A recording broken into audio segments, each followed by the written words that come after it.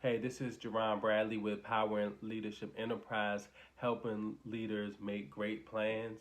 And so I wanted to talk about helping new entrepreneurs. It's something that I feel is my purpose and really is just to help people.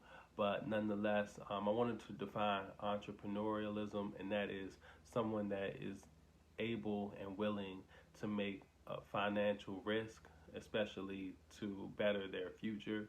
um, at first, I used to think of entrepreneurs as business owners, okay, but then I really think that to take that concept to another level is someone that's able to make a financial risk or to take a financial leap of faith into their endeavors.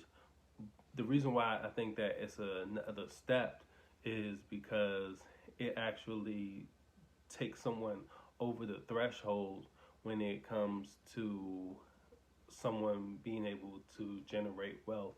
And what I mean by that is someone that's able to invest in their future. And I've heard someone say that the difference between poor and rich, or maybe middle class to rich, is that a poor person is just looking to pay bills.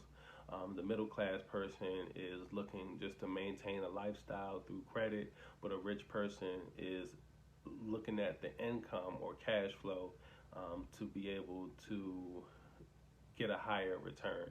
Someone that's willing to invest their money, um, once again, to get a higher return, to get more money back. I put $2. I invest $2. I want to get $4. I invest $100.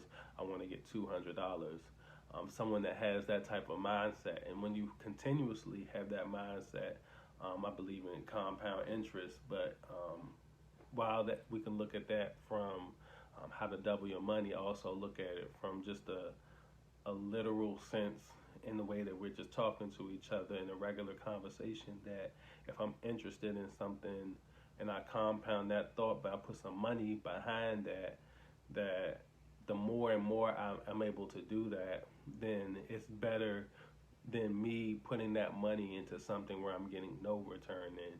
Um, and then when I look at wealth and when I look at value from that standpoint, it makes sense that someone would be able to have more money because they're able to they're essentially making their money grow. And that's where I look at how to view entrepreneurialism. But at the same time, my whole idea is to help new entrepreneurs, and this is just the tip of the iceberg about what it is from a money standpoint, um, to be defined as such.